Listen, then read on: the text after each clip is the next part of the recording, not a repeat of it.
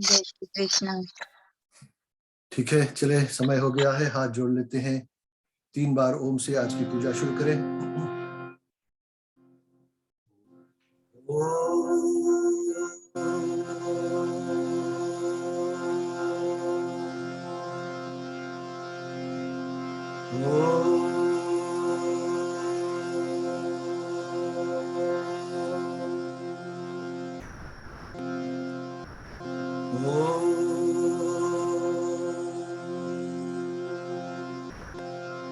गुरुर्ब्रह्मा गुरुर्विष्णु गुरुदेवो महेश्वरा गुरु साक्षात् परब्रह्म तस्मै श्री गुरुवे नमः।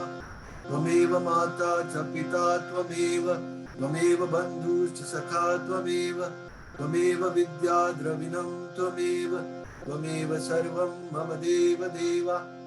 ॐ भूर्भुवस्सुः तत्सवितुर्वरेण्यं भर्गो देवस्य धीमहि धियो यो नः प्रचोदयात्। हाथ में फूल लेके गणेश का ध्यान करें।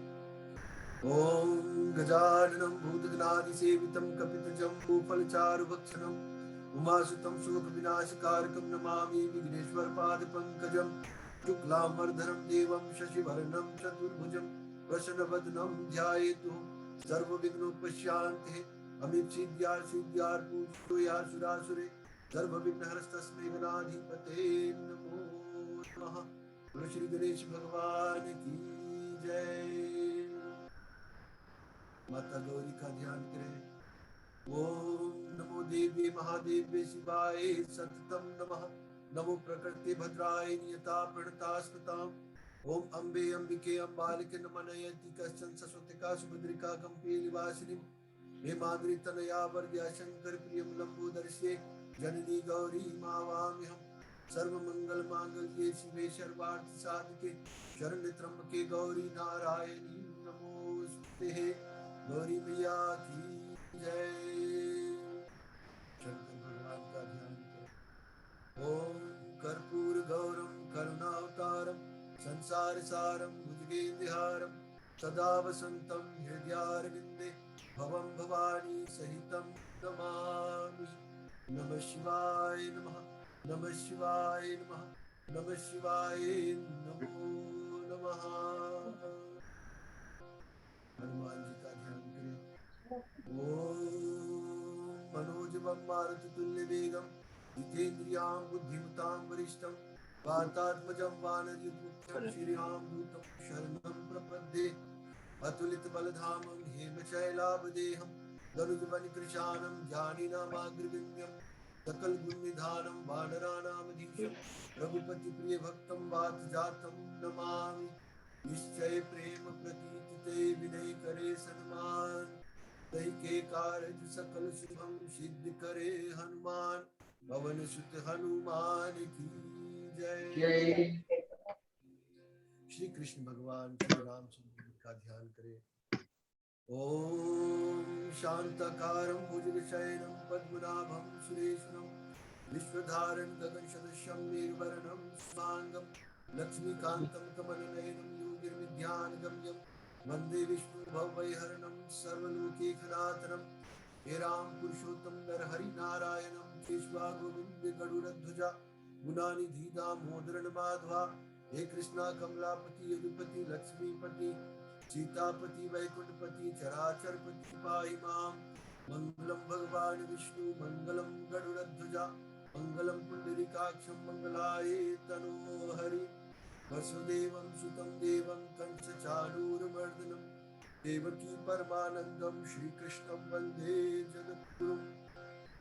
श्रीकृष्णं वन्दे जगद्गुरुं श्रीकृष्णं वन्दे जगद्गुरुं। श्री कृष्ण भगवान की जय। जय रामचंद्र की जय। जगत जननी माता सीता की जय। भरत शत्रुघ्न भैया की जय। जय जय श्री राधे जय जय श्री राधे जय जय श्री राधे। चंदन की टीका लगा लो। श्रीखंड पहले अपने माथा पर लगाओ। श्रीखंड चंद्रम महत्पुण्यम पवित्रम पापनाशनम आपदमहर्ते नित्यं लक्ष्मीष्टदूर सर्वदा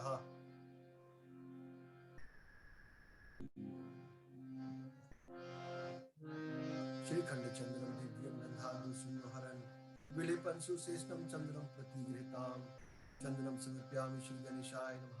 माता गौरी नमः। नमः शिवाय नमः। श्री राधा कृष्णाय नमो नमः। श्री कलश कुंभाय नमः। लौटादि देवताभ्यो नमो नमः। सिंदूर शोभनम रक्षोभाग्यम सुखवर्धनम कामादचेवम सिंदूरम प्रतिगृहताम सिंदूरम समर्पयामि श्री राधा कृष्णाय नमः।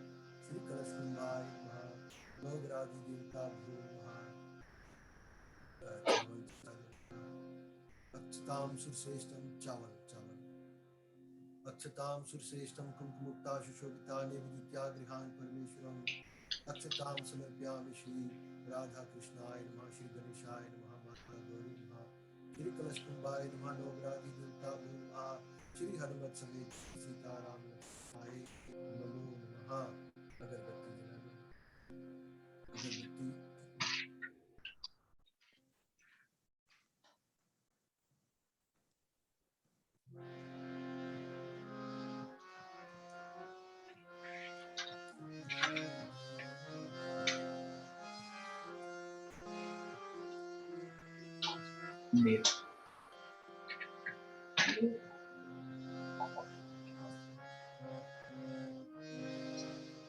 वनस्पति रसोद्भूतो गंगाधरगंधुत्तम आदि सर्वदेवानां धूपोज्याम प्रतिगृहताम। दिया दर्शन करा दो। साजन चावती सनितम वाहिना योजितम या दीपम ग्रहान देवेश त्रिलोक्याति विरापहम धूपम दीपम दर्शयामि श्री गणेशाय नमः। माता गौरी नमः। नमः शिवाय नमः। श्री कलश कुंभाय नमः। नवग्राधि देवताभ्यो नमः। श्री राधा कृष्णाय नमो नमः। प्रसाद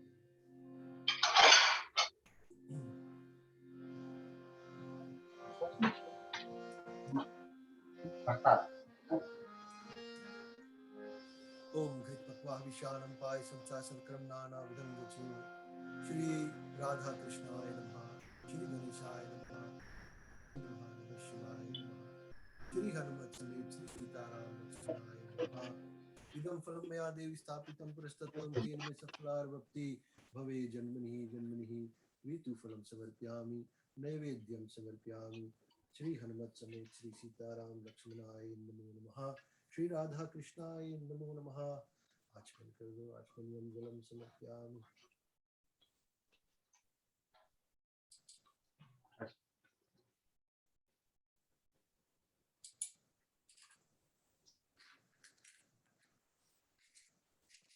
ठीक है।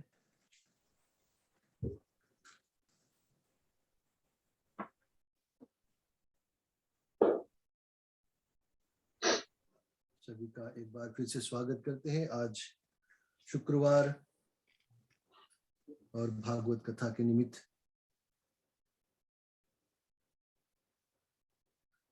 पांचवी रात जो है उसको आज हम लोग भागवत कथा श्रवण करने जा रहे हैं। कथा श्रवण से पहले एक कीर्तन करेंगे और कीर्तन के बाद कथा। आज कीर्तन करने के लिए और रेणु तैयार हुई है और रेणु के मुखारविंद से एक कीर्तन सुनेंगे। उसके बाद में आज की जो कथा है उसको हम श्रवण करेंगे। रेणु कहाँ है आप? है ओके ठीक है पंडित जी। ठीक है म्यूजिक तो नहीं है बट बिना म्यूजिक के कीर्तन रही। ठीक है अच्छा। कृष्ण जिनका नाम है गोकुल जिनका धाम है ऐसे श्री भगवान को ऐसे श्री भगवान को बारंबार प्रणाम है बारंबार प्रणाम है। कृष्ण जिनका नाम है गोकुल जिनका धाम है ऐसे श्री भगवान को ऐसे श्री भगवान को बारंबार प्रणाम है, बारंबार प्रणाम है। यशोदा जिनकी मैया है, नंद जी बाबैया है। ऐसे श्री गोपाल को, ऐसे श्री गोपाल को बारंबार प्रणाम है, बारंबार प्रणाम है। लूट लूट धाई माल आयो, ग्वाल बाल संग दैया चरायो।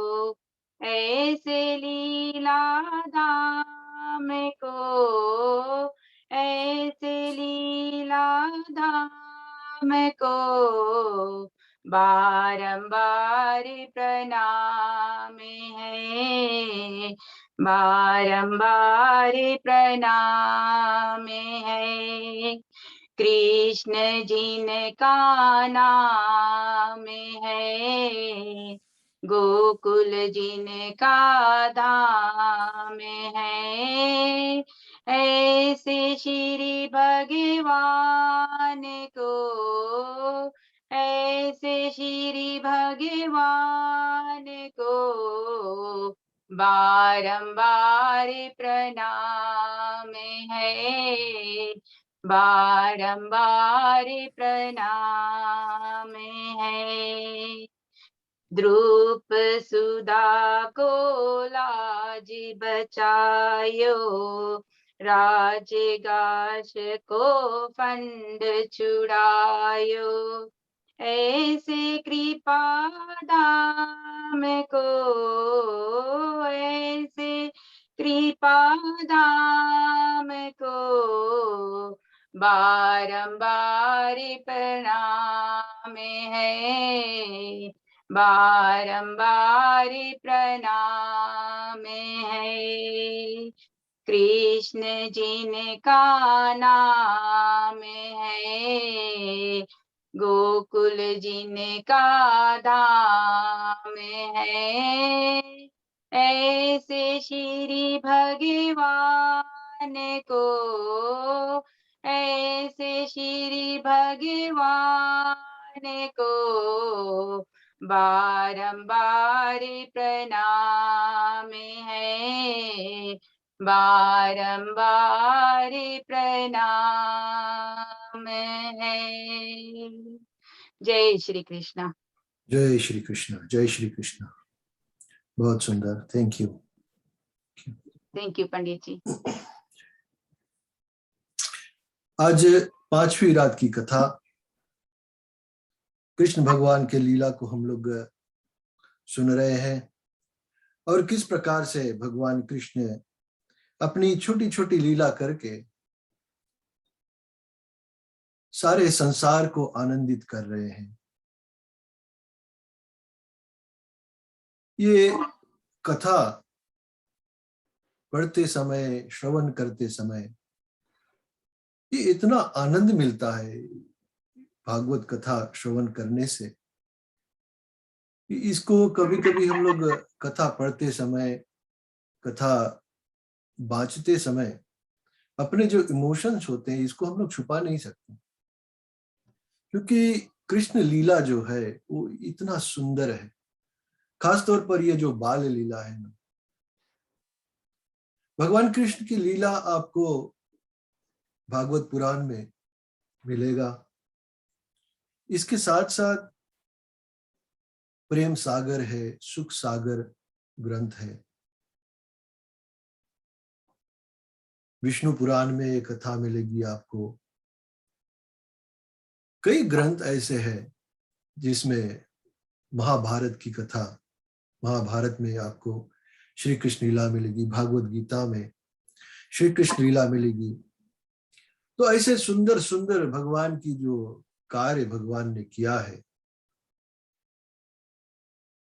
ये कार्य भगवान कर रहे हैं कि संतों को, अपने भक्तों को सुख प्रदान करने के लिए। एक संत अपने वाक्यों में एक गीत लिखता है और मन के भावनाओं को किस प्रकार से गीत में उतारता है वो, और कहता है कि इस भाव को आप लोग अपने मन में, अपने हृदय में इसको विचार करें। कहते हैं कि रात सपने में मुझको मुरारी मिले, रात सपने में मुझको मुरारी मिले, देखकर रूप उनका ठगा रह गया। मैं ठगा रह गया, इतने सुंदर रूप कान्हा के श्री कृष्ण भगवान ने बनाया था। बहुत चाहा था चरणों में सर को धरूं। श्री कृष्ण आए हैं सपने में, मन चाहता है कि चरणों में उसके अपने सर को धरूं। बढ़ ना पाया, खड़ा का खड़ा रह गया। उसके समक्ष, उसके नजदीक बढ़ नहीं पाया। जो ईश्वर समक्ष में खड़े हैं, कितना नजदीक जाएंगे। दर्शन ही करके वो आनंद आ जाता है ना। हाथ में थे लिए वो मधुर बांसुरी और चेहरे पे मृदु उनके मुस्कान थे। जिस प्रकार से हम लोग देखते भगवान को, टीवी में देखते हैं, चित्र में देखते हैं ना। हाथ में लिए थे वो मधुर बांसुरी और चेहरे पे मृदु उनके मुस्कान थी। बांसुरी की पड़ी ध्वनि सुनाई मुझे, बांसुरी की पड़ी ध्वनि सुनाई मुझे, दृश्य मन में बसा का बसा रह गया। वो जो दृश्य, एक तो दिख रहा था कि वो बांसुरी बजा रहे और साथ साथ उसकी ध्वनि भी मुझको सुनाई दे रही। वो दृश्य मन में बसा का बसा रह गया। सर पे थी मोर पंखी छटा सोहती, हाथ में उनके मेहंदी रची मन भरी। सर पे थी मोर पंखी छटा सोहती, हाथ में उनके मेहंदी रची मन भरी। उनके कांधे पे पीतांबर की छवि, देख चितवन ठगा का ठगा रह गया। रात सपने में हमको मुरारी मिले, देख कर रूप उनका ठगा रह गया। भाल पर था तिलक और गले माल थी, माथे पे तिलक और गले में माला पहने हुए थे। भाल पर था तिलक और गले माल थी, कटी में थी कांचनी पांव पैजनिया थी। पांव में और पायजेब बंधे हुए थे उनका। खा के माखन तभी जैसे आए थे वो, ऐसे लगता था कि उसके पायल बज रहे हैं और उसके मुख में माखन वगैरह लगा था सब। ऐसे लगता था कि खा के माखन तभी जैसे आए हैं वो, मुख सजा उनका मैं देखता रह गया। मुख, बालक, बच्चे जब कुछ खाते हैं ना और उसके मुख में सब लग जाता है तो ये देखने में बहुत अच्छा लगता है, दृश्य जो होता है। इस प्रकार से खा के माखन तभी जैसे आए थे वो, मुख सजा उनका मैं देखता रह गया। रात सपने में हमको मुरारी मिले, रूप देख कर मैं उनको ठगा रह गया। ये क्या भाव है भगवान के प्रति। एक एक भगवान के अपने अटैचमेंट का एक स्टोरी बना लेते हैं मन से, और वही भाव लेकर वो हंसते हैं, मुस्कुराते हैं, रोते हैं उसी में। यही भगवान के भक्ति का असली भाव है। आज हम लोग भगवान कृष्ण की एक और लीला, एक नहीं बहुत ढेर सारे पढ़ेंगे, लेकिन शुरुआत करते हैं कृष्ण भगवान को और उखल से बंध जाना। श्री सुखदेव जी बोले कि हे राजा परीक्षित, एक दिन प्रातः काल घर की दूसरी दासियां अन्य कामों में लगी हुई थी, तब यशोदा जी स्वयं अपने घर का दही मथने लगी।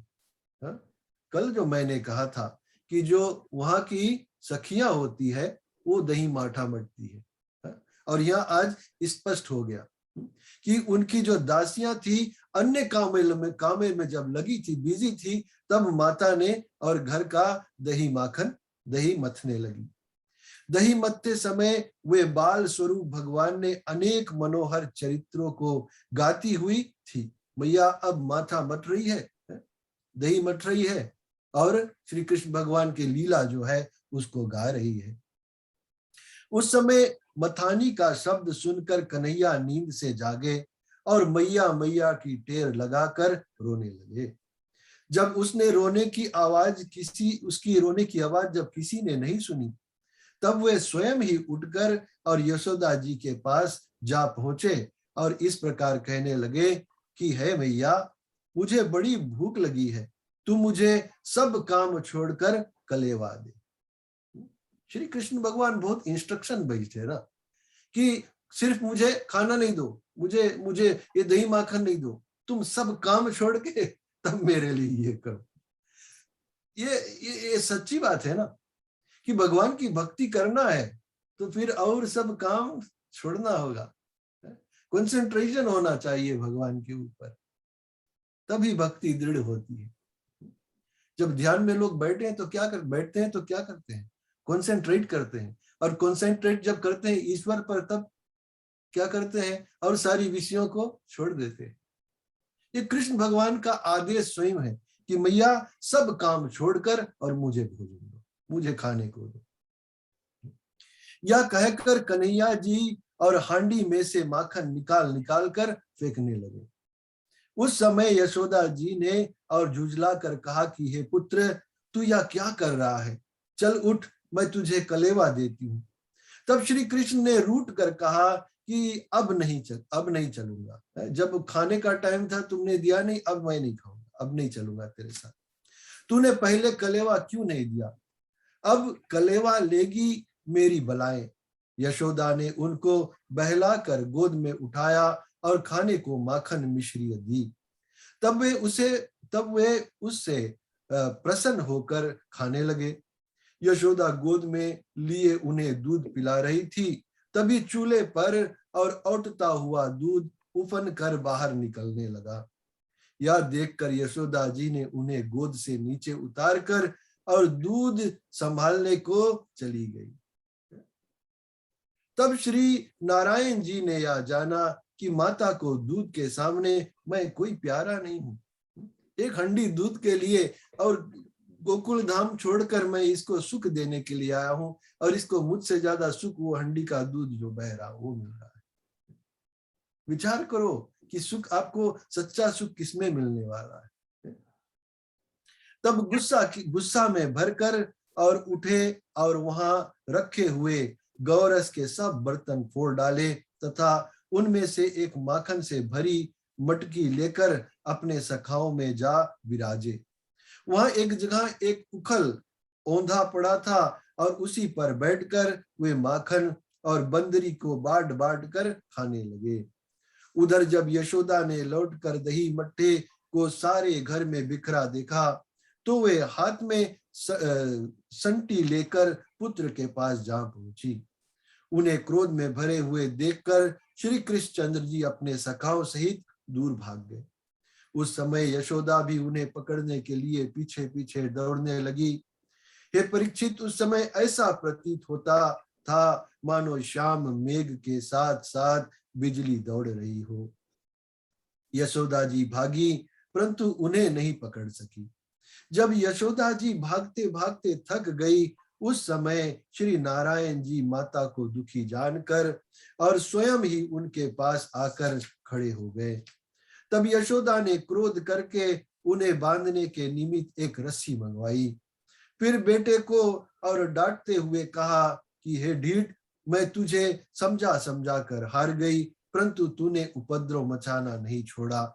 आज मैं तुझे उखल से बांधूंगी। और इतना कहकर जब वे कन्हैया को रस्सी से बांधने लगी, तब अन्य गोपिकाओं ने हंसते हुए इस प्रकार कहा कि हे नंदरानी, अब तक तुम हमें झूठा समझती थी, परंतु आज अपना नुकसान देखकर तुम्हें भी पता चल गया तुम्हारा बेटा कैसा है। गांव में बच्चे जब गलती करते हैं तो पड़ोसी वाले लोग उलाहना देने के लिए पहुंच जाते हैं।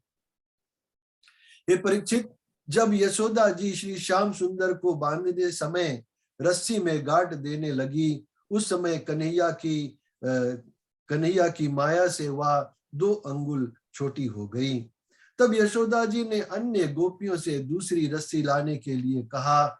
उस समय गोपियों ने हंसकर कहा कि इन्होंने हमारा माखन बहुत खाया, अतः हम इन्हें बांधने के लिए रस्सी अवश्य लाएंगे।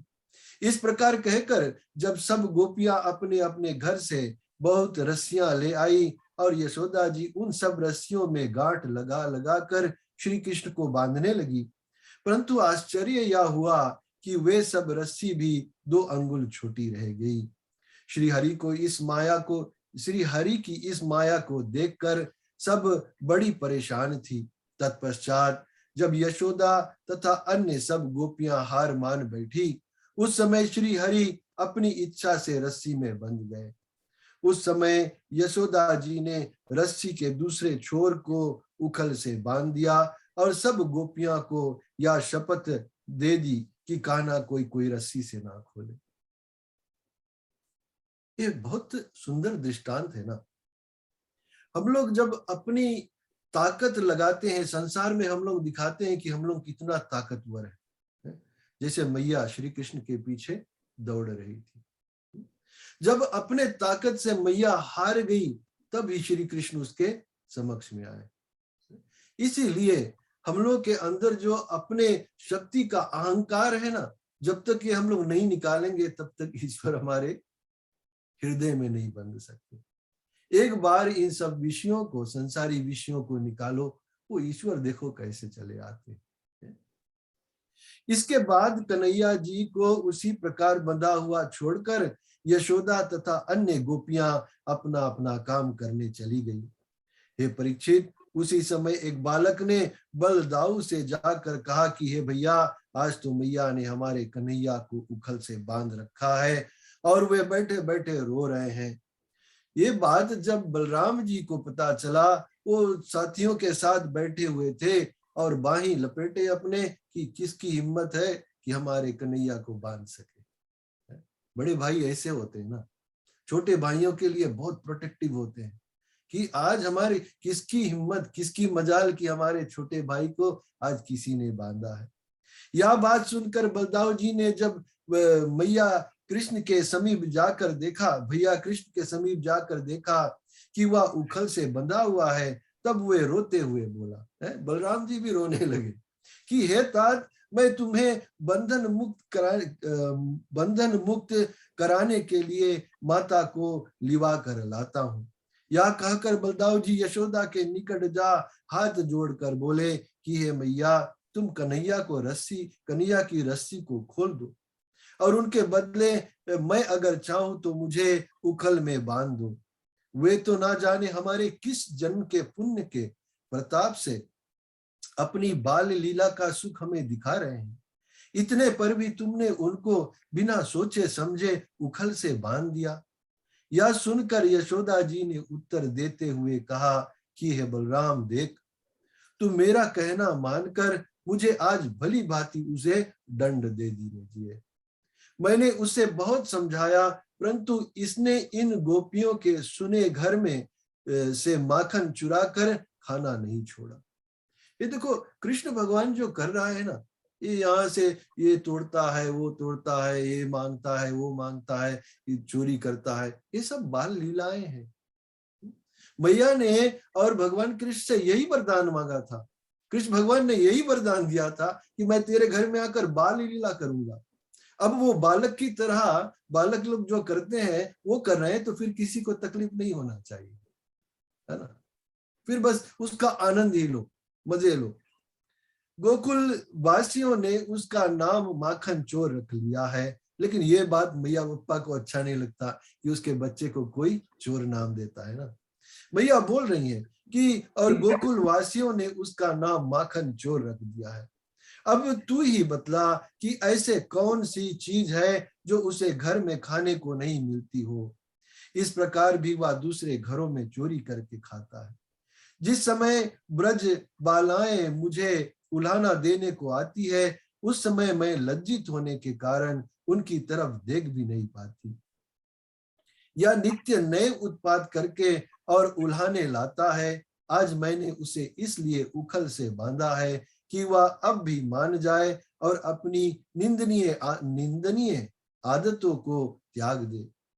बलभद्र ने कहा कि हे माता, गोपियां तो झूठ उल्हाना देने को आती है, क्योंकि गोकुल की समस्त गोपियां श्री कृष्ण से विशेष प्रीति रखती है, इसलिए उल्हाना देने का बहाना करके तुम्हारे पास आती है। या दही माखन सब इसी श्याम सुंदर का ही तो है, मुझे भी केवल उसी का बल है। हे मैया, इसलिए तू उसे खोल दे। तब यशोदा बोली कि तुम दोनों भाइयों की एक मिली भगत है, इसलिए तू उसे और छोड़ने के लिए कह रहा है। जब इस प्रकार बलभद्र जी के बहुत कहने पर भी माता ने श्याम सुंदर को नहीं छोड़ी, तो वे वहां से लौटकर फिर मैया भैया कन्हैया के समीप आकर बोले कि हे भैया, तुम्हारे चरित्रों को तुम्हारी कृपा के बिना कोई नहीं समझ सकता कि जो तुम कर रहे हो ये तुम्हारी कृपा के क्यों कर रहे हो, कैसे कर रहे हो, कब कर रहे हो, ये तुम्हारे अलावा और कोई नहीं जान सकता। तुम तो नंद रानी की भक्ति के हाथों बिक चुके हो। तुम पापी और अत्याचारियों का संहार करने तथा अपने भक्तों का कष्ट निवारण करने के लिए विकट रूप धारण करती है, परंतु भक्तों पर तुम्हारा कुछ वश नहीं होता। जब यह बात कहकर बलभद्र जी चले गए, तब मदन मोहन प्रभु ने यह सोचा कि नारद के शाप के कारण कुबेर के नल कुबर एवं मणिग्रीव नामक दो पुत्र जो हमारे दरवाजे पर और जुड़वा वृक्ष यमलार्जुन के रूप में बहुत समय से खड़े हुए हैं, अब उनके उद्धार का समय आ चुका है। इसलिए अब मुझे उनको और मोक्ष दे देनी चाहिए, क्योंकि मैंने स्वयं को रस्सियों और उखल से इसीलिए बंधवाया था। अब देखिए, माता पिता जब जो होते हैं, उनके घर में जब बच्चा होता है तो वो कितना प्रयत्न करते हैं कि बच्चा बात करना शुरू करे, है ना, कि कुछ बोले। लेकिन वही बच्चा जब पक पक पक पक करके बोलने लगता है एक समय, तो माई बाप उनको डांटते हैं कि तू बहुत ज्यादा बोल रहा है? वही बच्चे को चलाने की कोशिश करते हैं ना, हाथ पकड़ कर एक एक तरफ उसको चलाते हैं, और वही बच्चा जब चलकर भागता है इधर उधर, तो भैया पापा डांटते हैं कि दौड़ क्यों रहा है घर से। ये तो बालक की लीला है ना। और माता पिता प्रसन्न भी होते हैं ये देखकर कि बालक कुछ बोलना शुरू किया है, चलना शुरू किया है, दौड़ना शुरू किया है। एक एक स्टेप होता है लाइफ में ना। और कुछ लोग तो डेट भी लिखते हैं कि इस दिन इसने ये बोला था, इस दिन ये चला था, इस दिन ये पकड़कर खड़ा हुआ था, सब लिख के रखते हैं डायरी में। इसी प्रकार श्री कृष्ण भगवान की भी लीला हो रही है। और कृष्ण भगवान ने विचार किया कि कुबेर के जो पुत्र है नल कुबर और मणिग्रीव नामक जो पुत्र थे, और उन्होंने श्रापवश और वृक्ष बने थे, अब उनका उद्धार करने का समय आ गया। इतना वृतांत सुनकर राजा परीक्षित ने पूछा कि हे महामुने, वे वृक्ष कौन थे? अतः आप कृपा कर उन दोनों वृक्षों का वृतांत मुझे विस्तार सहित सुनाइए। श्री सुखदेव जी कहने लगे कि ये राजन, ये दोनों वृक्ष पूर्व जन्म में और नल कुबर और मणिग्रीव नामक से कुबेर के दो पुत्र थे। कुबेर आप लोग जानते हैं, देवताओं के जो ट्रेजरा है, उसके दो पुत्र थे नल कुबर। और या शिव भक्त होने के कारण इंद्र के और कोषाध्यक्ष बनकर कैलाश पर्वत पर निवास किया करते थे। एक दिन वे दोनों अपनी स्त्रियों के साथ मंदाकिनी नदी में विहार कर रहे थे। उस समय वे अपने स्त्रियों सहित नग्न अवस्था में मंदाकिनी में जल विहार करने लगे। उसी समय वह अकस्मात देव ऋषि नारद जी आ निकले। तब मुनि को देखकर उन स्त्रियों ने वस्त्रों से अपना अंग ढक लिया, परंतु उनके पति मुनि को देखकर भी नंगे ही जल में नहाते रहे। यह देखकर देव ऋषि ने क्रोधित होते हुए और अपने हृदय में सोचा कि धनाढ्य होने पर लोगों को अहंकार हो जाता है। धनाढ्य मतलब धनी होने के कारण लोगों में अहंकार आ जाता है। अतः वे अपने शारीरिक सुख उपभोग में यह भूल जाते हैं कि कभी ना कभी इस देह का अंत होना आवश्यक है। अज्ञानी मनुष्य संसारिक बंधनों में बंध कर शरीर, धन और संतान का अभिमान करते हैं, लेकिन यदि उन्हें उचित शिक्षा मिलती रहे तो वह सही मार्ग पर चलते रहते हैं।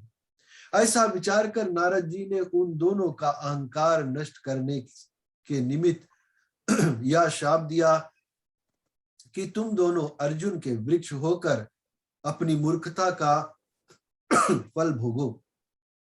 हे मूर्खो, युवा अवस्था की शोभा धर्म, विनय और सदाचार से ही, लेकिन तुमने इन सब का परित्याग कर दिया है, इसलिए तुम्हें इस अपराध का दंड भोगना पड़ेगा। हे राजन, देवऋषि नारद के मुख से यह शाप सुनते ही उनका सारा अहंकार जाता रहा। तत्पश्चात वे दोनों अति करुणा करके नारद जी के चरणों में पड़े, हाथ जोड़कर विनय करने लगे। हे महामुने, अब आप कृपा करके या तो बताइए कि इस वृक्ष योनि से हमें कब और किस प्रकार मुक्ति मिलेगी। तब नारद जी दयार्द होकर बोले कि जब भगवान गोपीनाथ जी पृथ्वी का भार हल्का करने के लिए और मथुरापुरी में अवतार लेकर गोकुल में पहुंच नंद यशोदा के घर अपने बाल चरित्र दिखाएंगे, तब तुम्हारी इस शाप से मुक्ति हो जाएगी। शाप के कारण वे दोनों कुबेर पुत्र यमलार्जुन नामक अर्जुन यानी कि आंवले के जुड़वा वृक्ष होकर गोकुल में पैदा हुए थे। अस्तु उखल बंधन के समय श्री श्याम सुंदर उन दोनों के उद्धार का स्मरण करके उखल को और लुढ़काते हुए उनके पास ले गए और वहां उन्होंने दोनों वृक्षों के मध्य में उखल को उल्टा कर ऐसा झटका मारा कि वे दोनों वृक्ष जड़ सहित उखड़कर पृथ्वी पर गिर पड़े। उन वृक्षों के भूमि पर गिरते समय बड़ा भारी शब्द हुआ। तत्पश्चात उनके पीछे से बहुत सुंदर और तेजवान दो मनुष्य प्रकट हुए और प्रकट होकर श्री श्याम सुंदर की प्रार्थना करने लगे और प्रार्थना करते समय कहते हैं कि हे दयालु, आपके सिवाय हम जैसे अपराधियों का उद्धार और कौन कर सकता है। आप अपने भक्तों को सुख देने के लिए ही पृथ्वी पर अवतारित होते हैं। यहाँ पर ये कथा समाप्त होती है। फिर कहते हैं कि नंद जी का गोकुल से वृंदावन में आकर रहना, ये नया कथा यहाँ से शुरू होता है। श्री सुखदेव जी कहने लगे कि हे राजन, जिस समय वे दोनों वृक्ष भूमि पर गिरे, उस समय उनके गिरने का भयंकर धमाका सुनकर यशोदा बहुत घबरा कर दौड़ती हुई उस स्थान पर गई जहां वे कन्हैया को उखल में बांध गई थी। जब उन्होंने अपने पुत्र को उस जगह नहीं पाया, तब तो वह बहुत व्याकुल होकर कन्हैया कन्हैया पुकारने लगी। उसी क्षण नंदराय भी और घबराते हुए वहां आ पहुंचे और वे कन्हैया को तलाश करते करते उस जगह पहुंच गए जहां वे दोनों वृक्ष गिरे पड़े थे। उस समय वे उन दोनों वृक्षों के बीच में उखल से बंधे हुए श्री श्याम सुंदर को बैठे देखकर नंदराय ने उन्हें उखल से खोलकर गोद में उठा लिया और यशोदा पर क्रोध करते हुए कहा कि तूने मेरे कन्हैया को उखल से क्यों बांधा था। वह आज भगवान ने इसके प्राण बचा लिए, नहीं तो ना मालूम क्या अनर्थ होता। जब नंदराय या कह ही रहे थे, उसी समय यशोदा जी ने गदगद होकर प्रभु को नंदराय की गोद से लेकर अपने हृदय से लगा लिया। उस समय नंद, उपनंद और अन्य गोपी ग्वाल वहां एकत्रित होकर कहने लगे कि यह इतने पुराने वृक्ष बिना आंधी तूफान आए इस प्रकार जड़ सहित उखड़कर कैसे गिर सकते हैं। कृष्ण भगवान कोई आंधी तूफान से कम नहीं है, उसी से तो सारी संसार की जो संसार है, नीचा है, वो चलता है उसके आश्रय से। यह देखकर हमें तो बड़ा अचंबा होता है। उसी समय एक ग्वारिया ने जो चरित्र अपनी आंखों से देखा था वह सब उनसे कह दिया, लेकिन उन्हें उसकी बात पर विश्वास इसलिए नहीं हुआ कि इतना छोटा सा बालक इतने विशाल वृक्षों को किस प्रकार उखाड़ सकता है। तत्पश्चात नंद राय जी ने ब्राह्मणों एवं याचकों को बुलाकर बहुत सा धन दान दिया। उस समय वे श्री कृष्णचंद्र जी को अपने हृदय से लगाकर प्रेम पूर्वक पूछने लगे, हे कन्हैया, क्या तुमने भी इन वृक्षों से उन दोनों पुरुषों को निकलते हुए देखा था। एक बात स्पष्ट है कि श्री कृष्ण भगवान जब ये सब लीला कर रहे थे तो ब्राह्मणों को और याचकों को बहुत फायदा होता था उस समय, क्योंकि श्री कृष्ण भगवान जब किसी राक्षस को मारते थे तो मैया समझती थी कि ईश्वर ने इसको बचाया है, और फिर नंद राय जी और मैया यशोदा मिलकर ब्राह्मणों को बहुत सारा दान देते थे। बहुत फायदा होता था ब्राह्मणों को उस समय, प्रसन्नता होती ही थी। कृष्ण भगवान इसी कारण से पृथ्वी पर अवतार लेते हैं कि ब्राह्मणों को, याचकों को सुख देने के लिए आते हैं, है ना। तो ये दान पुण्य से बहुत सुख होता था इनको। कन्हैया से पूछते थे कि हे कन्हैया, क्या तुमने भी इन वृक्षों से उन दोनों पुरुषों को निकलते हुए देखा था। तब श्री कृष्ण ने उत्तर दिया कि हे बाबा, और मैंने तो किसी पुरुष को निकलते नहीं देखा था। यह उत्तर सुनकर नंद राय ने उन्हें अपनी छाती से लगा लिया। उस समय श्री श्याम सुंदर बोले कि हे मैया, मुझे बड़ी जोर की भूख लगी है, क्योंकि आज सुबह से मैंने कुछ भी नहीं खाया। भगवान ये बात कह रहे हैं कि मैया, आज सुबह से हमें खाना नहीं मिला है, कुछ भी नहीं खाया। यह सुनकर नंद रानी ने मुस्कुराते हुए उन्हें माखन मिश्री खाने के लिए दिए। ये परीक्षित, तत्पश्चात जब श्री कृष्णचंद्र जी का जन्मदिन आया, तब नंद राय जी ने और गोकुल वासियों, ब्राह्मणों एवं अपने सब परिजनों को आमंत्रित करके बड़ी श्रद्धा से भोजन कराया। तदुपरांत कहने लगे कि हे बंधुओं, अब यह नित्य प्रति नए नए उपद्रव होने लगे हैं, इसलिए हमें यह स्थान त्याग कर किसी दूसरी ऐसी जगह चलकर रहना चाहिए जहां गायों को घास और पानी का सुख रहे। नंद राय के ऐसे वचन सुनकर उपनंद ने कहा कि हे नंद जी, यहाँ से कुछ दूर पर एक सुंदर वन है। यदि हम सब उस वृंदावन में चलकर वास करें तो बहुत उत्तम रहे, क्योंकि वहां सब प्रकार का सुख है। जब समस्त ग्वालों की या एक राय हो गई, तब शुभ दिन निश्चय करके नंद राय जी समस्त गोकुल वासियों सहित घर का सब सामान और गाड़ों पर लदवा कर वृंदावन को चल दिए।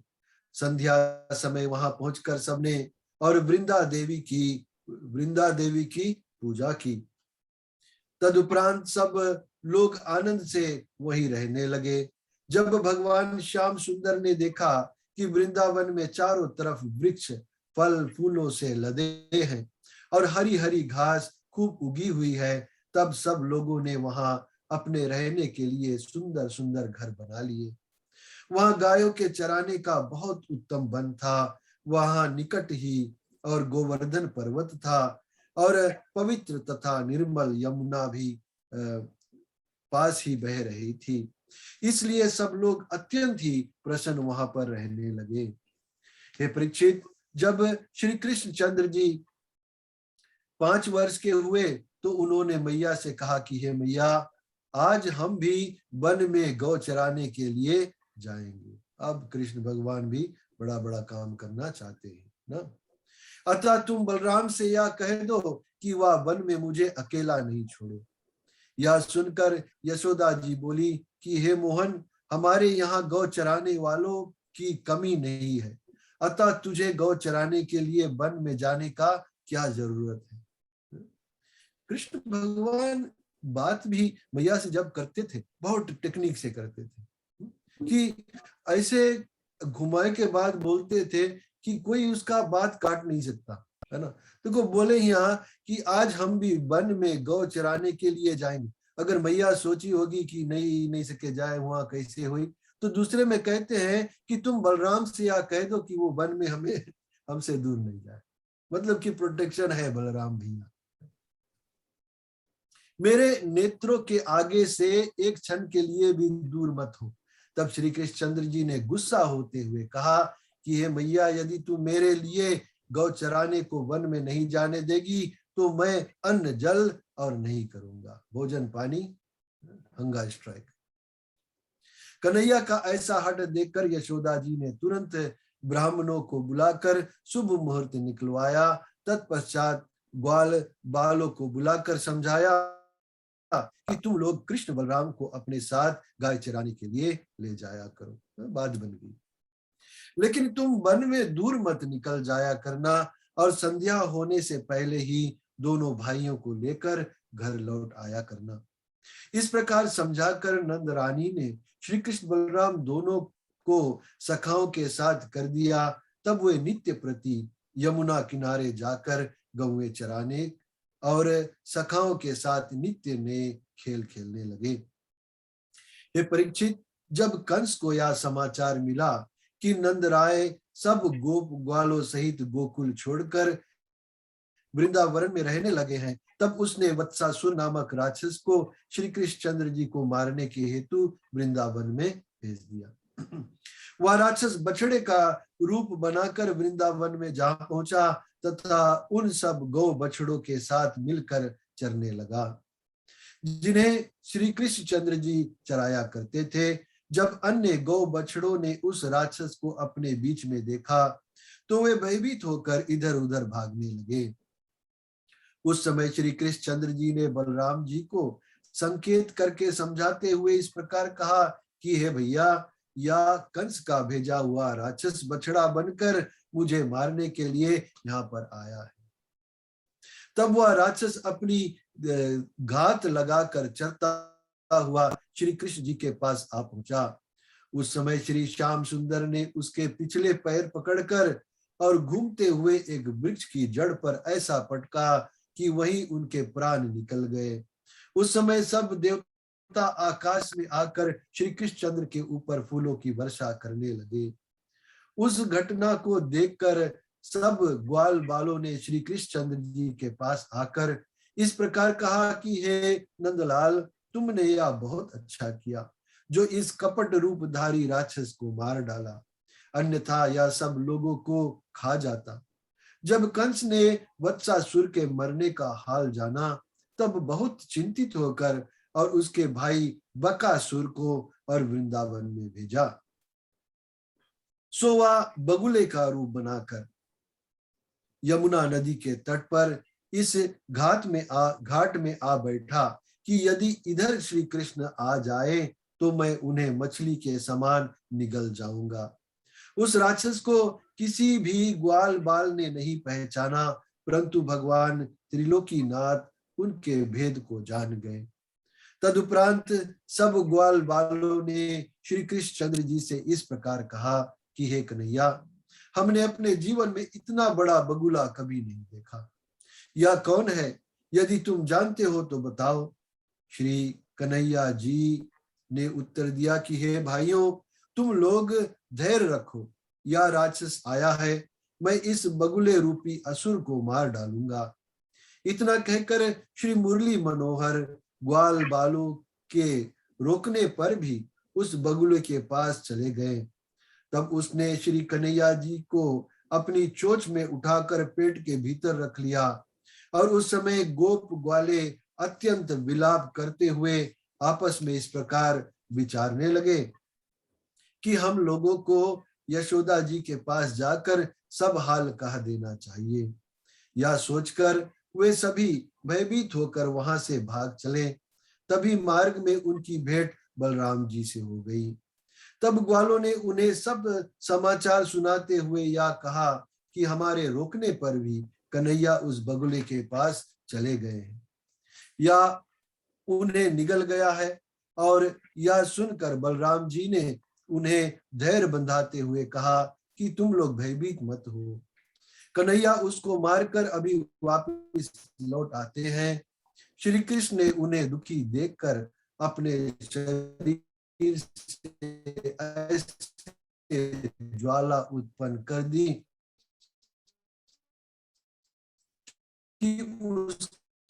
संपूर्ण शरीर। समय श्री श्याम सुंदर ने बाहर आकर उसकी चोंच को निचला भाग तो अपने पैर से दबा लिया और ऊपर के गिर गिरा।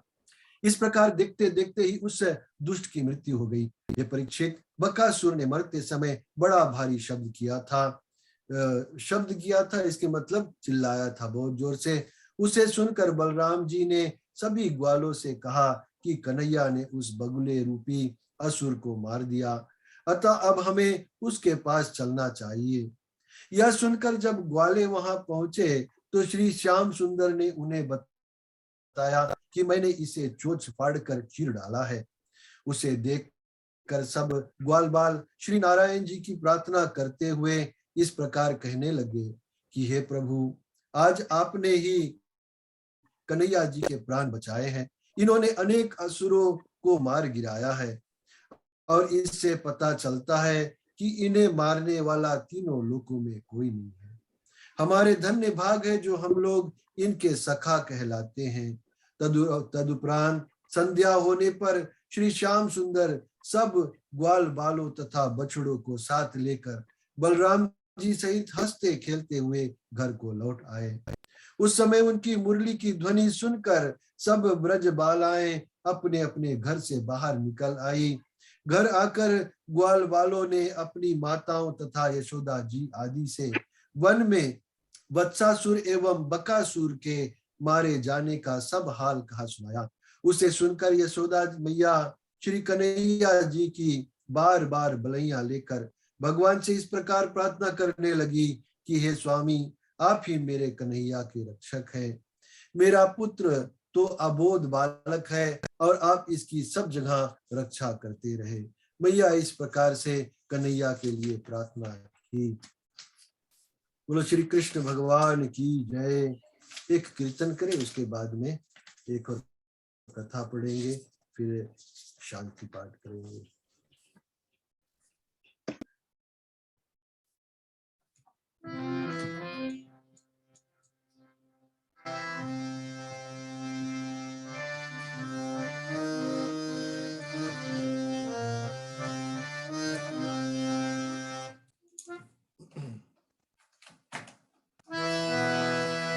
जय राधा माधव, जय कुंज बिहारी, जय राधा माधव, जय कुंज बिहारी, जय गोपी जन वल्लभ, जय गिरवरधारी, जय राधा माधव, जय कुंज बिहारी, जय राधा माधव, जय कुंज बिहारी।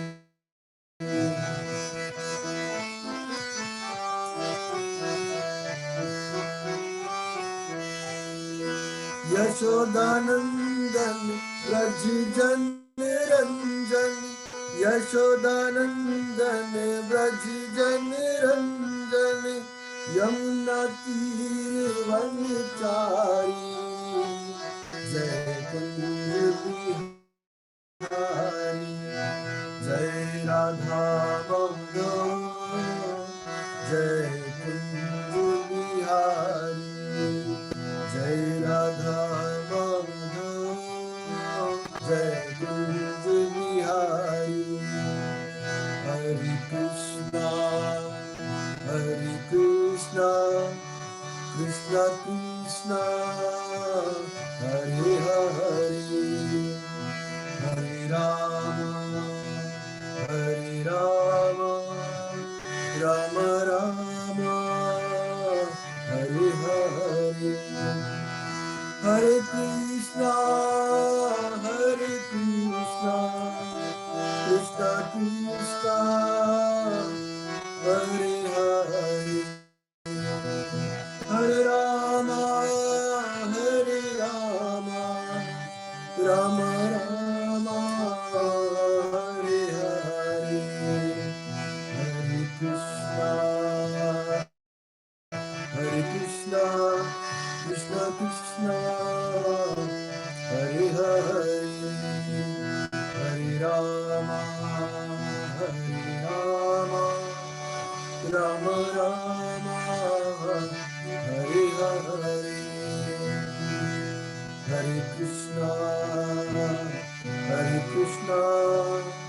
कृष्ण कृष्ण हरे हरे।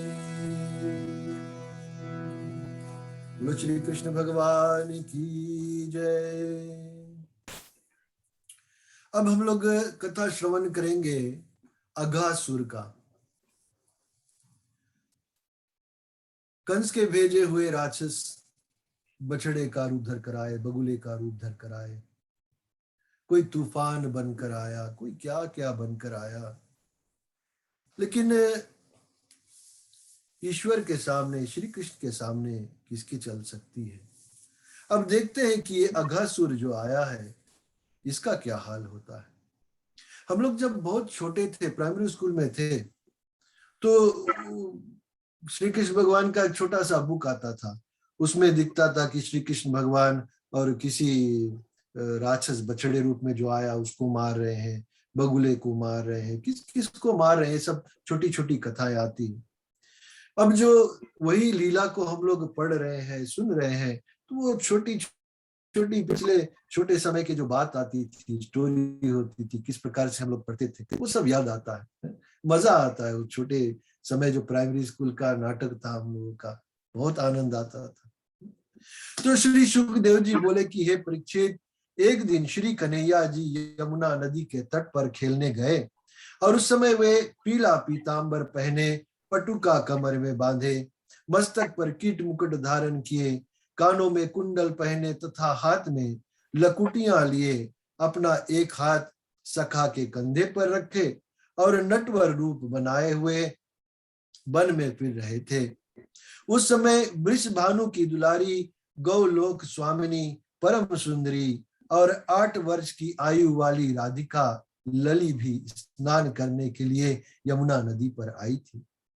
जब श्री श्याम सुंदर से उसकी आंखें मिली तो पूर्व जन्म की प्रीति याद करके श्री कृष्ण जी के ऊपर मोहित हो गई तथा नंद नंदन के हृदय में भी उनके प्रति प्रीति जाग उठी। इस प्रकार जब इन दोनों के हृदय में स्नेह उत्पन्न हुआ तो बाके बिहारी ने उसे हंसकर पूछा कि हे सुंदरी, तुम्हारा नाम क्या है और तुम किसकी पुत्री हो? हमने तुम्हें आज से पहले यहाँ कभी नहीं देखा। श्री नटवर नागर की ऐसी प्रीति भरी बातें सुनकर उन्होंने उत्तर दिया कि हे लालाजू, मैं वृषभानु की पुत्री हूँ, मेरा नाम राधिका है।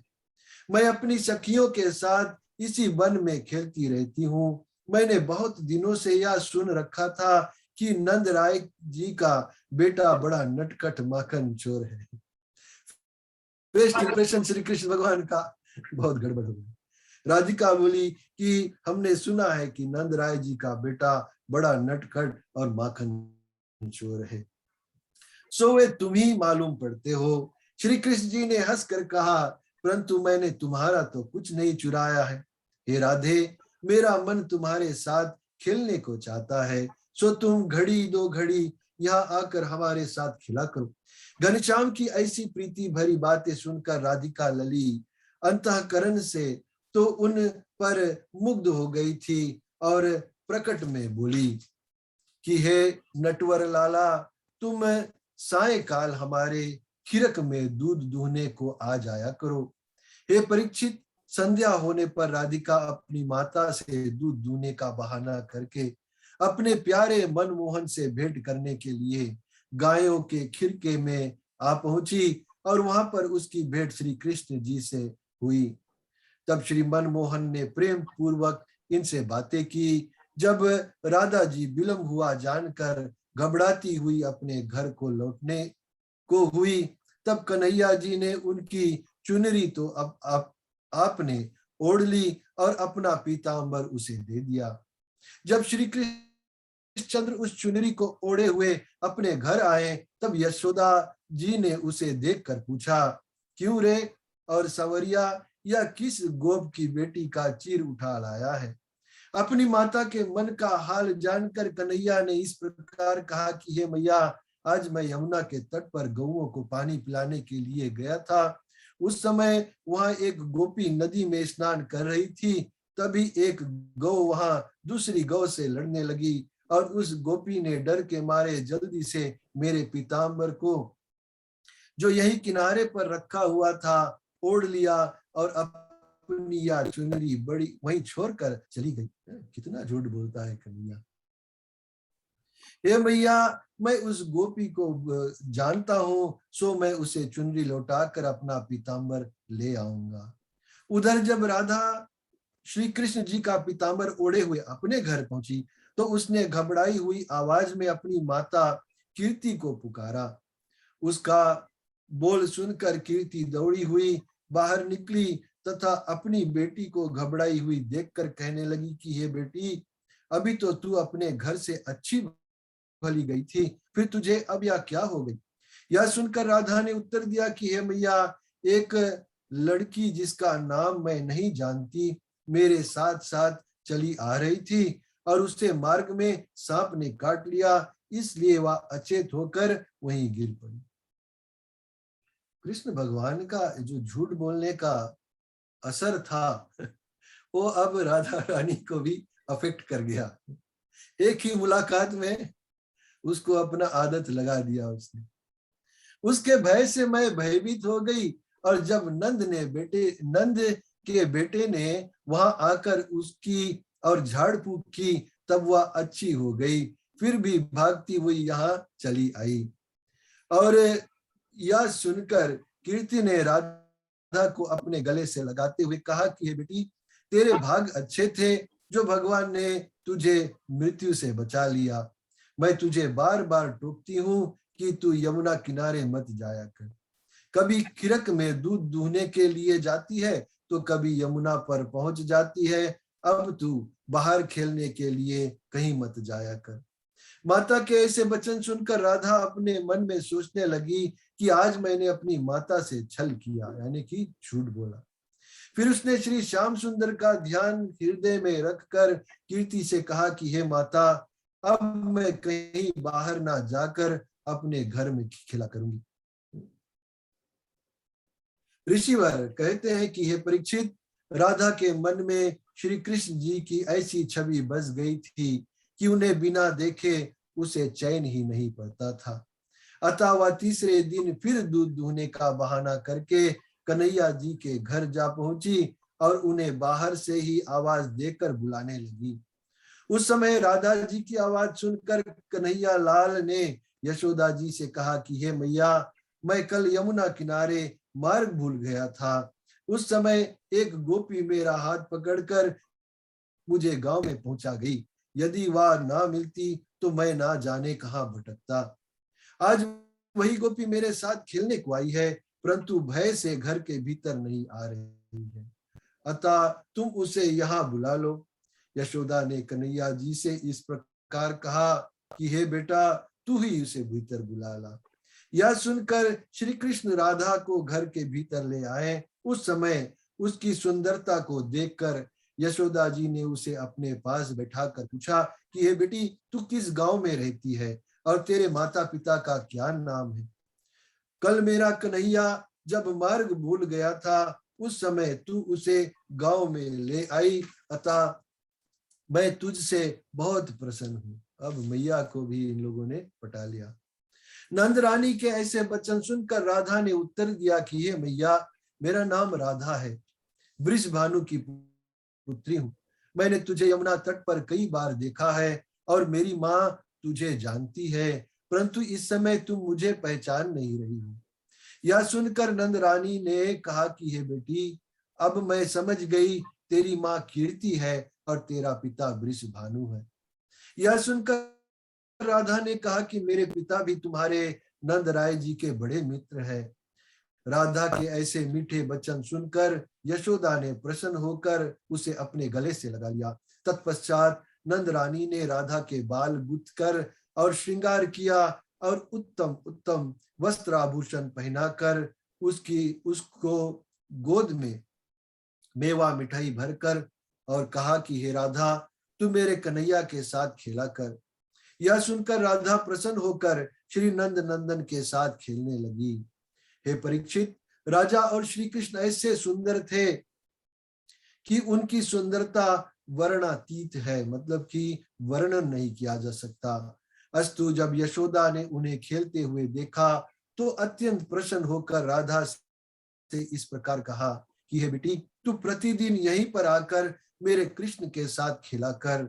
उस समय श्री श्याम सुंदर जी भी हंसते हुए राधिका से बोले कि हे राधे, तू यहाँ खेलने आया कर, तेरे साथ खेलने से मेरा मन बहुत प्रसन्न होता है।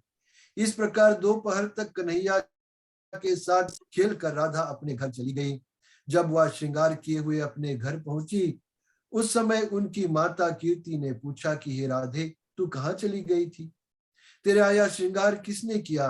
राधा बोली कि हे मैया, मैं नंद रानी के घर गई थी और उन्होंने तुम्हारा और पिताजी का नाम पूछकर मुझे बहुत प्यार किया तथा मेरा इस प्रकार श्रृंगार कर दिया है। हे माँ, उन्होंने मेरी गोद को और तिल चावल तथा मेवा मिठाई से भरकर मुझे विदा किया है। उन्होंने तुम्हारे प्रति हंसी करते हुए तुम्हें गाली भी दी थी। राधा के मुख से ये वचन सुनकर कीर्ति को अत्यंत प्रसन्नता हुई और उस समय नंद रानी के मन का हाल जानकर कीर्ति ने सब गोपियों से कहा कि हे सखियों, मेरी बेटी दामिनी के समान है और यशोदा का पुत्र मनमोहन घनश्याम के समान सुंदर है। ये दोनों ही परस्पर विवाह योग्य है। कीर्ति के ऐसे वचन सुनकर अन्य सब गोपियों को भी यह इच्छा हुई कि यदि राधा का विवाह कन्हैया जी के साथ हो जाता तो बहुत अच्छी जोड़ी रहेगी। हे परीक्षित, इस तरह राधा कभी कभी नंद जी के घर जाकर श्री श्याम सुंदर के साथ खेला करती थी। वे दोनों परस्पर अत्यंत प्रेम करते थे। एक समय श्री श्याम सुंदर ने दूध दुहवाकर जब राधा अपने घर को जा रही थी, उसी समय श्री कृष्ण जी उसकी ओर देखकर मुस्कुरा दिए। उस मुस्कान पर राधा अपना तन मन निछावर कर बैठी। जब मार्ग में और अन्य सखियों ने राधा से यह पूछा, गौ दुहने वाले कहाँ चले गए? तो तूने श्री कृष्ण से दूध दुहाया है। तब कन्हैया का नाम कानों में पड़ते हुए राधा अचेत होकर पृथ्वी पर गिरी, ऐसी गिरी कि उसके हाथ से दूध का बर्तन छूटकर नीचे गिर पड़ा। उन्होंने गिरते समय गोपियों से यह कहा कि मुझे काले सांप ने काट खाया है। और ये काला सांप कौन था? कन्हैया कृष्ण था। यह देखकर गोपियां उसे उठाकर कीर्ति के पास ले आई और उसे सांप द्वारा काटे जाने की बात कही। और इसको सांप वगैरह कुछ नहीं काटा था ना, बस कृष्ण की मुस्कान से घायल हो गई थी। कीर्ति ने बहुत से झाड़ फूक करने वाले और गुनियों को बुलाया, परंतु उनके तंत्र मंत्र कुछ काम ना कर सके।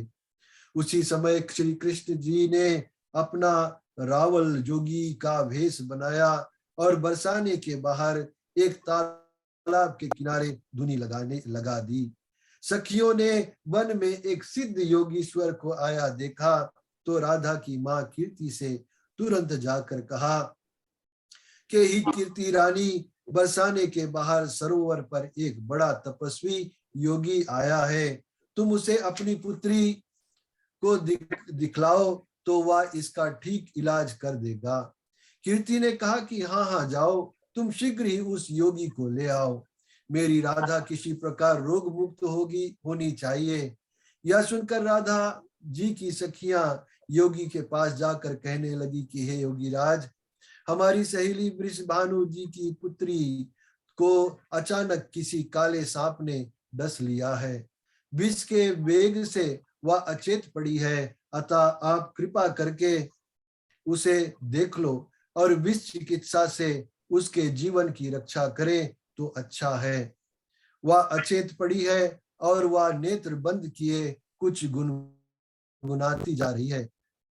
ललिता के मुख से ऐसे वचन सुनकर श्री कृष्ण ने मुस्कुराते हुए उत्तर दिया कि हे सखी, राधा जी को यदि काले सांप ने काटा है तो मैं उसे और चंगा कर दूंगा, तुम चिंता ना करो।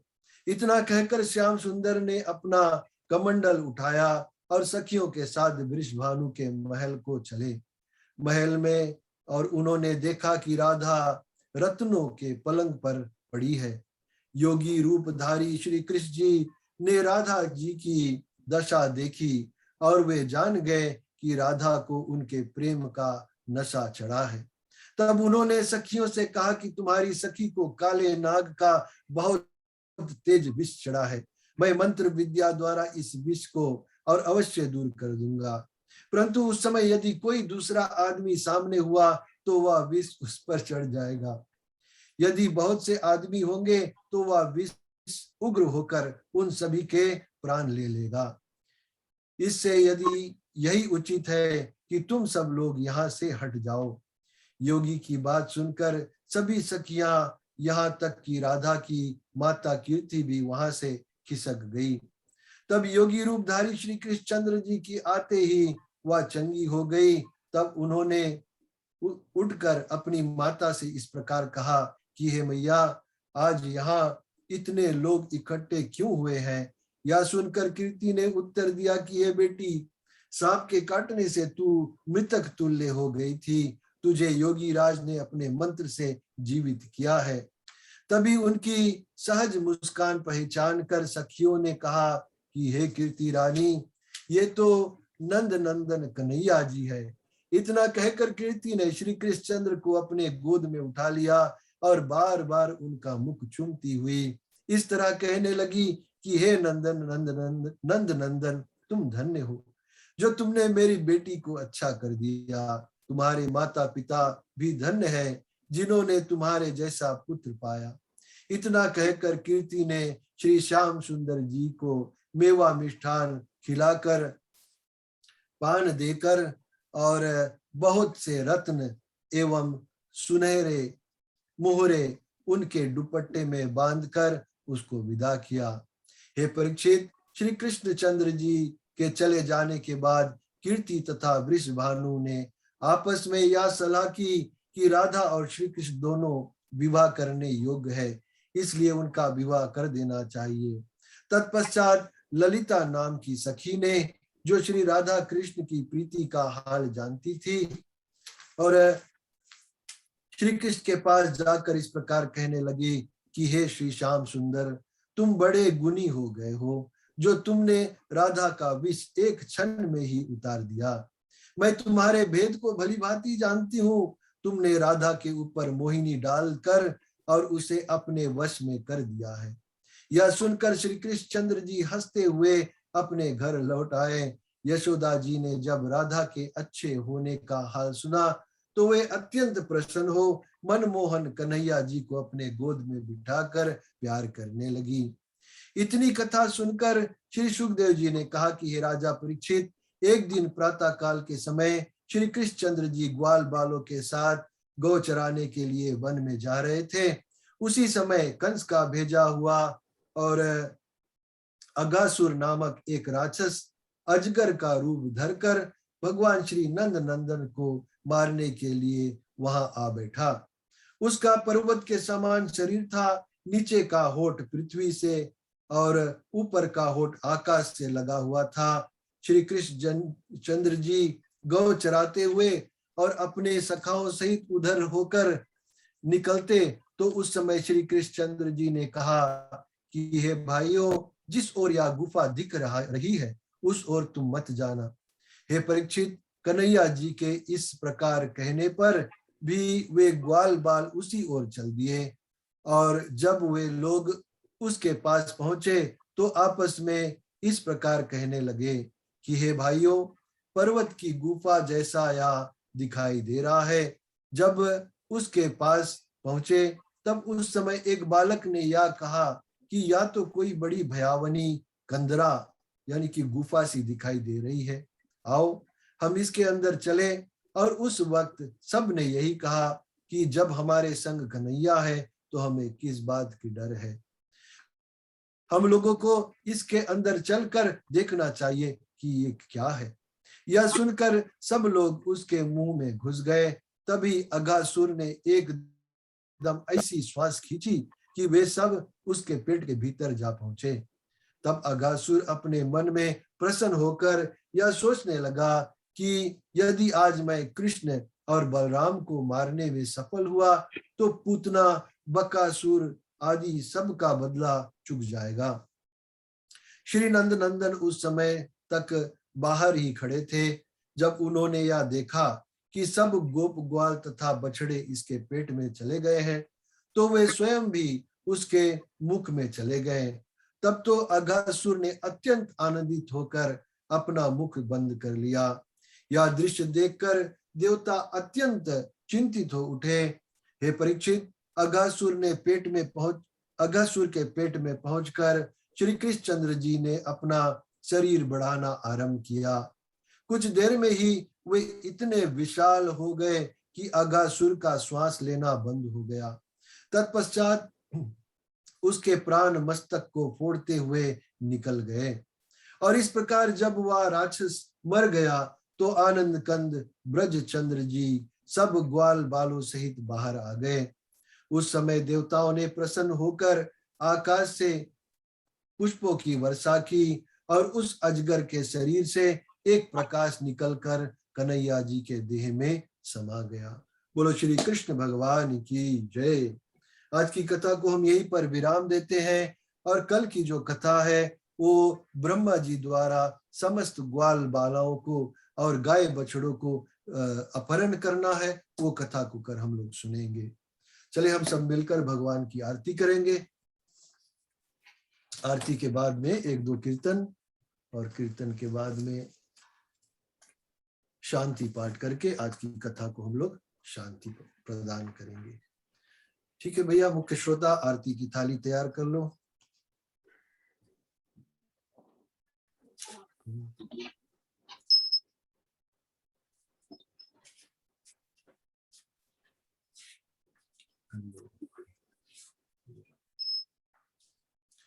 ठीक, घंटी बजाते रहना। ओम जय श्री कृष्ण हरे प्रभु, जय श्री कृष्ण हरे। भक्तन के दुख सारे, भक्तन के दुख सारे पल में दूर करे। ओम जय श्री कृष्ण हरे। परमानंद मुरारी मोहन गिरधारी, जय रस रास बिहारी, जय प्रभु बनवारी। ओम जय श्री कृष्ण हरे। कर कंकन कठी किंकनी, श्रुति कुंडल झाला, मोर मुकुट पीतांबर, सोहे बनमाला। ओम जय श्री कृष्ण हरे। निरख सुदामा तुमने दैन दुख टारे, गज के फंद छुड़ावे भव सागर तारे। ओम जय श्री कृष्ण हरे। हिरण्यकश्यपु संहारे, नरसिंह रूप धर्यो, पाहन ते प्रभु प्रगटे, प्रहलाद की पीर हरे। ओम जय श्री कृष्ण हरे। केसी केश विदारे, नर कुबेर तारे, दामोदर छवि सुंदर, दामोदर छवि सुंदर, भक्तन रखवारे। ओम जय श्री कृष्ण हरे। काली नाग नथैया, नटवर छवि सोहे, प्रभु नटवर छवि सोहे। फन फन नृत्य करत प्रभु, फन फन नृत्य करत प्रभु, नागिन मन मोहे। ओम जय श्री कृष्ण हरे। श्री कृष्ण जी की आरती जो कोई नर गावे, दुख बिन से तन हर से, दुख बिन से तन हर से, सुख संपत्ति पावे। ओम जय श्री कृष्ण हरे। ओम जय श्री कृष्ण हरे। ओम जय श्री कृष्ण हरे। हरे कृष्णा कृष्ण कृष्णा हरे हरे, हरे राम राम राम हरे हरे। ओम इदं हवि प्रजननं मे असतु दश वीरा सर्वगणा स्वस्तये आत्मसनि प्रजासनि पशुसनि लोकसन्निभयसनि अग्निः प्रजां बहुलां मे करोत्वानां पयोरेतु अस्मासु धृतः ओम अरात्रि पार्थिवं रजः पितुरप्रायिधामभि दिवां सदा बृहति वितिष्ठस आत्मेशं वर्तते तमः कद्लीगर्भसम्भूतं कर्पूरं तु प्रतिपितम् अर्तिकमहं कुर्वे पश्य मे वरदो भवः आर्तिक्यं समर्पयामि श्री गणेशाय नमः माता गौरी नमः नमः शिवाय नमः श्री राधा कृष्णाय नमः श्री हनुमत समेत श्री सीतारामचंद्राय नमो नमः। आरती थोड़ा तरफ कर दो, आरती के दर्शन सब कोई कर ले। हरे कृष्ण कृष्ण कृष्ण हरे हरे, हरे कृष्ण कृष्ण कृष्ण हरे राम राम राम हरे हरे, हरे कृष्ण कृष्ण कृष्ण हरे हरे, हरे राम राम राम हरे हरे। आरती लेके हाथ में फूल ले लो, शांति पाठ करके पंचामृत ले ले, फिर उसके बाद में आनंद भाई एक कीर्तन आज हो जाए और एक जैक सुनीता आप लोग गा दे तो सुंदर बात रही। ओम दो शांति अंतरिक्षं शांति पृथ्वी शांति रापा शांति रोषधय शांति वनस्पति शांति विश्वदेव शांति ब्रह्म शांति सर्वं शांति शांतिरेवा शांति शामा शांतिरेधि। ओम शांति शांति शांति। श्री कृष्ण भगवान की जय, नव रामचंद्र की जय, श्री लक्ष्मण भरत शत्रुघ्न भैया की जय, उमापति महादेव की जय, पवन सुत हनुमान की जय। जय जय श्री राधे, जय जय श्री राधे, जय जय श्री राधे। सभी को जय श्री सीताराम। राम कहे सुख उपजय, कृष्ण कहे दुख जाए, महिमा महाप्रसाद की पावे प्रीत लगाए, सियावर रामचंद्र पद गुरु शरणम। ठीक है आनंद भाई, चलो अविकास पीछे से ट्राई करो, देखो कुछ आए भैया जी। अविकास भैया ढोलक है। आओ मोरे भोले बाले श्याम, भक्तों के रखवाले श्याम। आओ मोरे भोले बाले श्याम, भक्तों के रखवाले श्याम।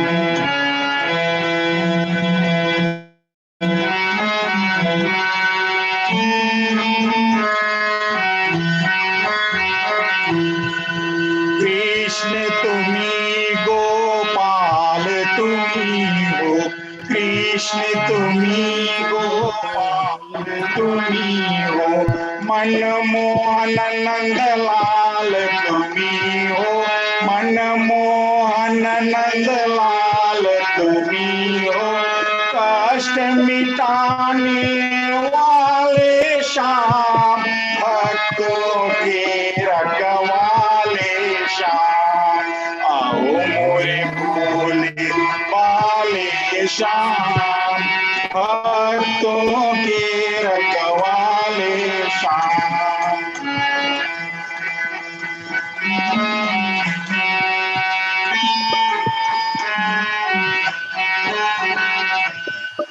जय मुरली जय कुंज बिहारी, जय मुरली जय कुंज बिहारी, जय मनमोहन मदन मुरारी, जय मनमोहन मदन मुरारी, भक्त हेतु संदारी श्याम, भक्तों के रखवाले श्याम।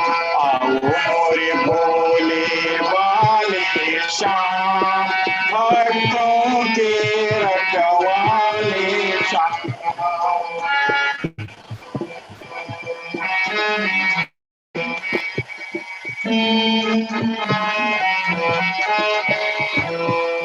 ब्रह्मा काय अभिमान मिटायो, ब्रह्मा काय अभिमान मिटायो, बाल बाल को हर्ष दिलायो, बाल बाल को हर्ष दिलायो, चक्र सुदर्शन धारी श्याम भक्तों के रखवाले श्याम। बोले वाले श्याम भक्तों के रखवाले श्याम।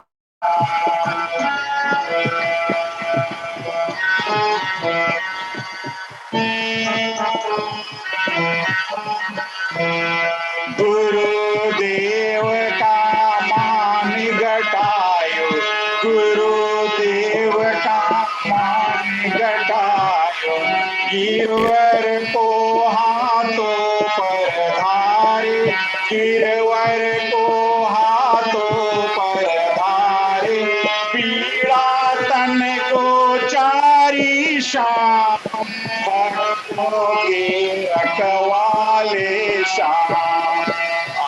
मोरे भोले वाले श्याम भक्तों के रखवाले श्याम। मोरे भोले वाले श्याम भक्तों के रखवाले श्याम। मोरे भोले वाले श्याम भक्तों के रखवाले Shyam. Thank you. Jack. Hello.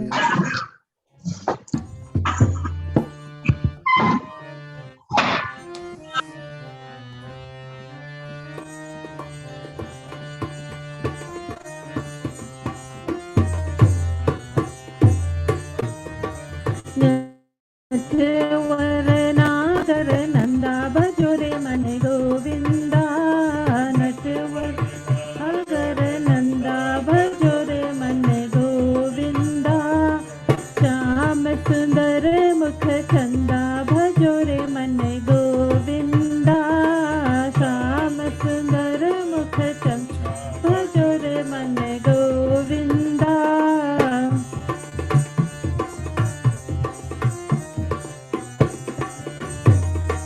तू ही नटवर तू ही नागर, तू ही नटवर तू ही नागर, तू ही बाल मुकुंदा भजो रे मन गोविंदा, नटवर नागर नंद भजो रे मन गोविंदा।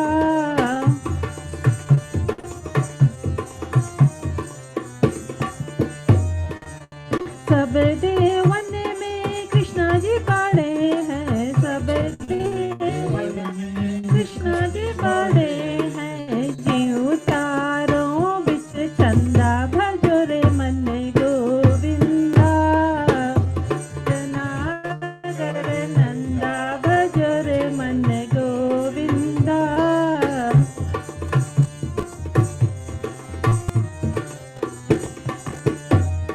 सब सखियन में राधा जी बड़ी है, सब सखियन में राधा जी बड़ी है, दीव नदियों बिच गंगा भजो रे मन गोविंदा, नटवर अगर नंदा भजो रे मन गोविंदा। ध्रुतारे प्रहलाद उबारे, ध्रुतारे प्रहलाद उबारे, नरसिंह रूप धरंता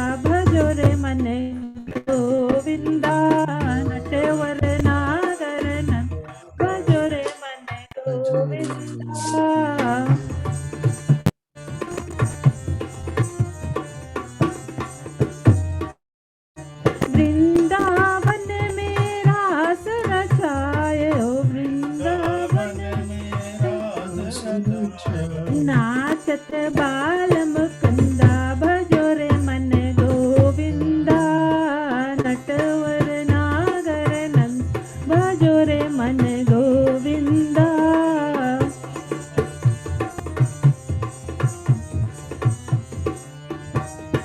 काली दह में नागन छायो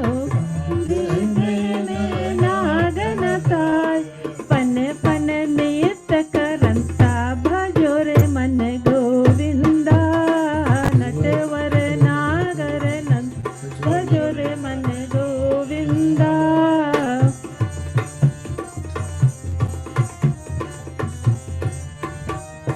मीरा के प्रभु गिरधर नागर मीरा के प्रभु गिरधर तेरे काटो जन्म का फंदा भजो रे मन गोविंदा नट नागर नंदा भजो रे मन गोविंदा राम सुंदर मुख चंदा भजो रे मन गोविंदा नटवर नागर नंदा भजो रे मन गोविंदा धन्य हो, धन्य हो। जय हो। ठीक है, सभी को बहुत बहुत धन्यवाद। एक बार फिर से कल शाम की कथा फिर से 7:15 से हम लोग स्टार्ट करेंगे और सभी लोग साथ में हो जाए, समय पर आ जाए, ताकि हम लोग सब मिलकर और भगवान की जो सुंदर सुंदर कथा है, लीलाएं हैं, उसको हम लोग श्रवण कर सके। सभी को एक बार फिर से बहुत बहुत धन्यवाद। जय जय श्री राधे। जय जय श्री राधे। जय जय श्री राधे। जय जय जय श्री हो। राधे। जय जय। जय हो। ठीक है।